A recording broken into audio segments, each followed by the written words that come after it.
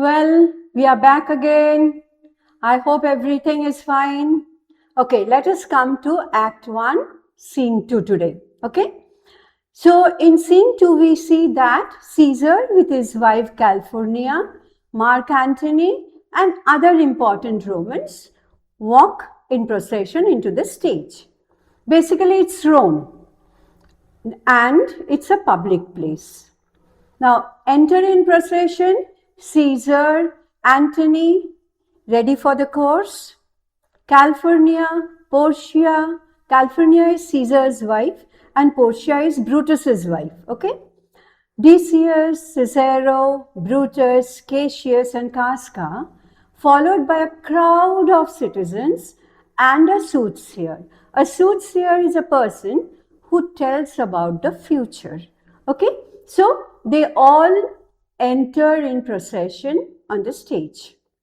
Caesar, California, peace, hope. Caesar speaks. Caesar, California, California, here, my lord. Caesar, stand you directly in Antonius' way, when he doth run his course. Antonius, he doth run his course. Then that means he is in the procession. He is leading the procession in the feast of Lupercal. And here, Antony is told to touch Calpurnia. If Calpurnia is in front, it will be better for Antony to touch her. Caesar, my lord.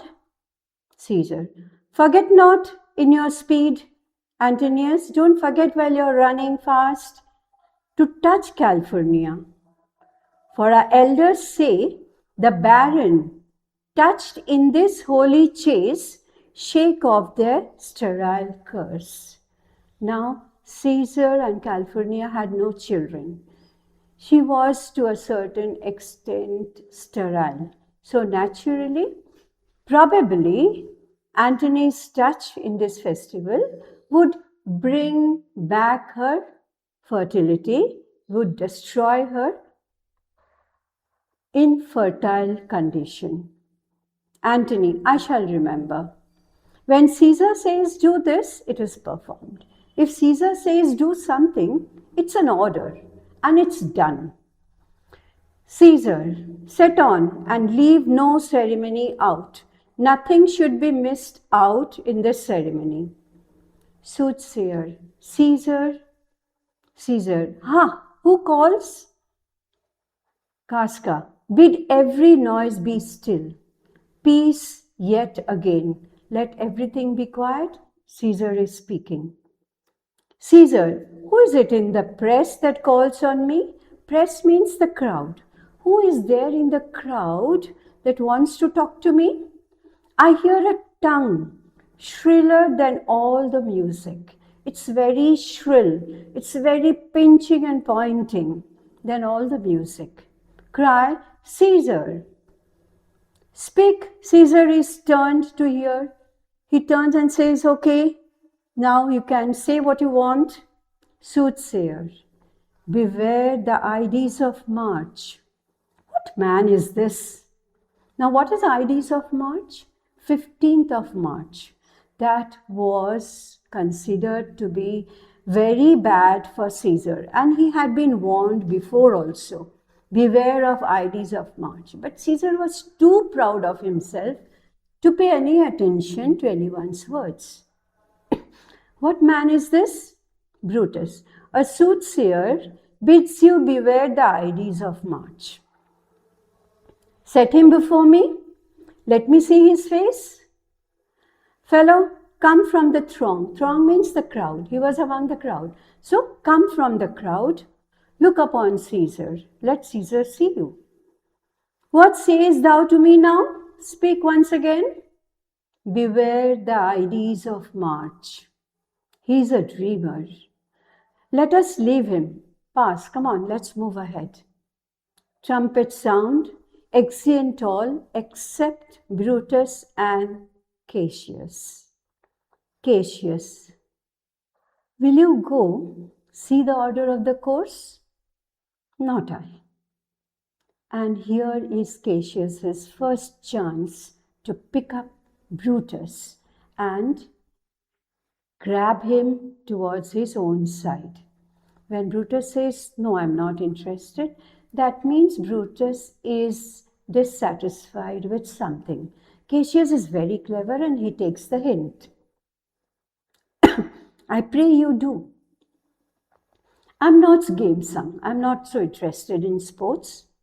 I do lack some part of that quick spirit that is in Antony. Antony is very quick spirited, he's very jolly, he's very sportive. No, I'm not that sport minded. I'm not interested. Let me not hinder, Cassius, your desires. I leave you. I don't want to stop you. You can go ahead if you want." Cassius, "Brutus, I do observe you now of late. I have not from your eyes that gentleness, the show of love as I was wont to have." Now, in order to brew something, you need emotion and sentiment. So Cassius is playing with the emotion of Brutus. He says, "I do observe nowadays that you don't love me as much as you used to do. I have not from your eyes that gentleness." So gentleness is the love that you had before, the show of love as I was wont to have. That was for me, now is not visible. You bear too stubborn and too strange a hand. It seems you're very stiff, very stubborn, and your behavior seems very strange over your friend that loves you. Cassius loves you, but you don't love Cassius just as you used to do before. Sorry. Brutus. Cassius, be not deceived. Don't misunderstand me. If I have veiled my look, if I have covered, if I have turned my look, I turn the trouble on my countenance. I'm taking something that is disturbing me. It's troubling me. So it's my trouble that is making me behave in this way. And countenance merely upon myself. Vexed I am. Yes, I am indeed vexed, irritated, worried, tensed, of late with passions of some difference. I have a passion, I have a feeling, I have a worry, a tension of something which I am not able to understand. Conceptions only proper to myself. I wonder what has happened to myself, which give some soil perhaps to my behavior, and perhaps it is giving some sort of change or bringing about some sort of change in my behavior. But let not therefore, my good friends, be grieved. But don't be sorry for this, because I have nothing against you. It's about me, with me, that I am worried. Amongst which number, Cassius, be you one. You are one of my friends, so I don't want to grieve you. Not construe any further my neglect. Do not think about my neglect. My neglect is not because of your behavior or because of something that you have done. Than that poor Brutus with himself at war. I am at conflict with myself. So Brutus is in a dilemma. What to do, how to do, what to take up, what not to take up. He is at conflict with himself. Then the poor Brutus with himself at war forgets the show of love to other men. So when he is in conflict with himself, when he is continuously in tension, in panic, he is unable to exhibit love to others. Cassius, then Brutus, I have much mistook your passion. Then I have misunderstood you. I have not understood you properly. By means whereof this breast of mine hath buried thoughts of great value. So this heart of mine had buried many thoughts of great value. That means some important thoughts are going on in my mind, and I have tried to keep them within myself.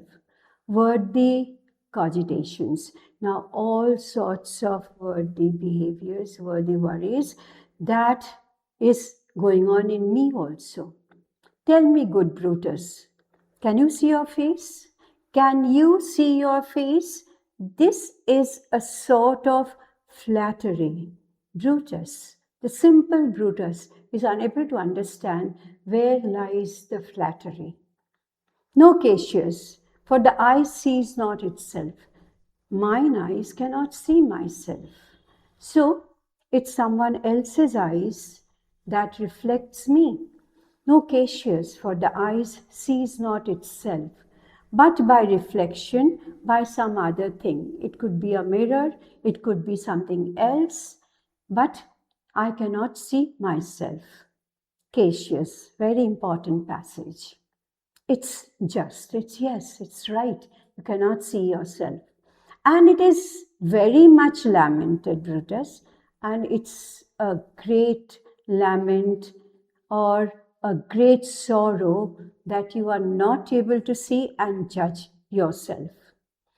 That you have no such mirrors as will turn your hidden worthiness into your eyes. You are worthy of a lot.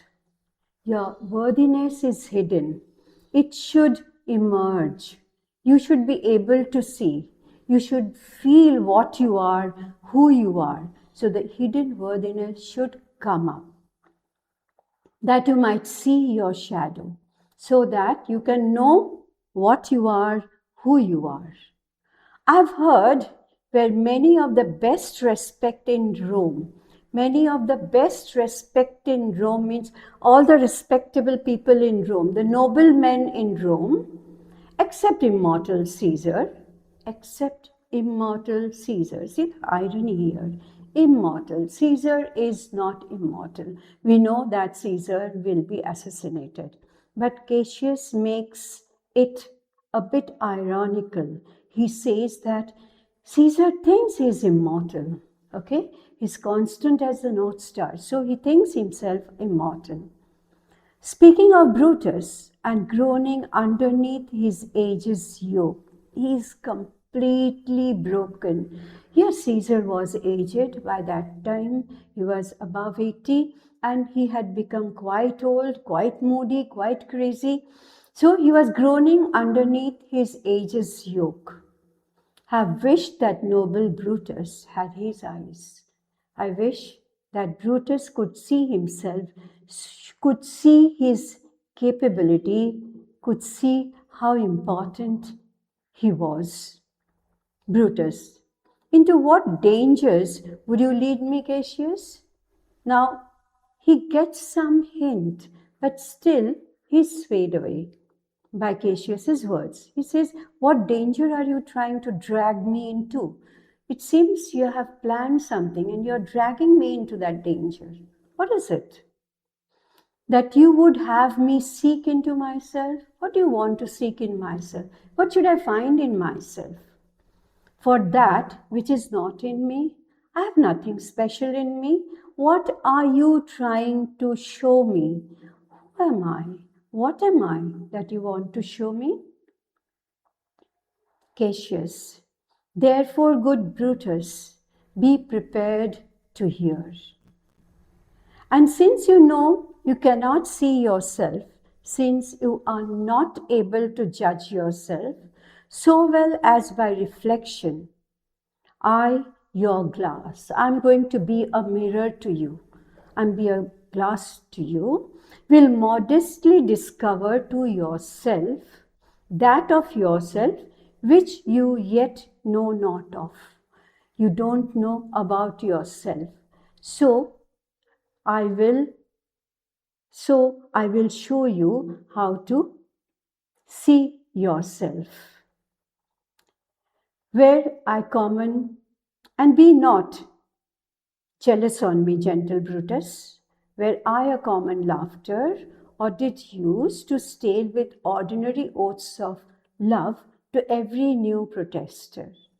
Don't think that I'm flattering you.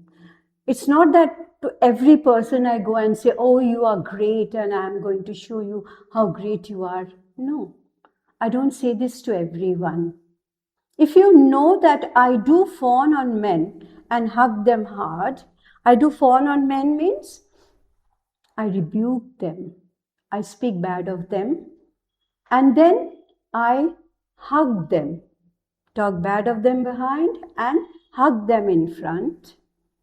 And after scandal them, and I also say bad things about them.